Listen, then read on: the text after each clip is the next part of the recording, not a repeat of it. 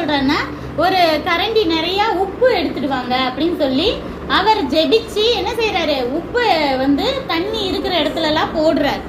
ஜெபிச்சு போட்டதுனால அந்த வல்லமை இறங்கி அந்த தண்ணி எல்லாம் இப்ப என்னதாயிருச்சு, நல்ல தண்ணியா மாறிடுச்சு. அப்ப சொல்றாரு, தேவன் அற்புதம் செஞ்சுட்டாரு, நீங்க யூஸ் பண்ணலாம், நல்லா இருக்கும், தண்ணி குடிக்கிறதுக்கும் நல்லா இருக்கும், நீங்க வயலுக்கு இதெல்லாம் யூஸ் பண்ணாலும் லேண்டு நல்லபடியா செடி கொடியெல்லாம் மரமெல்லாம் முளைச்சி நல்லா செழிப்பா இருக்கும்னு சொல்லிட்டு சொல்றாரு. அதே போல அந்த தண்ணி எப்பயுமே ஆரோக்கியமா இருந்துச்சாம். சரியா, புரியுதா? அந்த காலத்துல இஸ்ரவேல் ராஜாவுக்கு வந்து மோவாப்னு வேற ஒரு தேசத்தோட ராஜா வந்து வரி கொடுத்துக்கிட்டு இருந்தாரு, வரி கட்டிட்டு இருந்தாரு. ஆடு மாடு இதெல்லாம் வந்து வரி கட்டிட்டு இருந்தாங்க.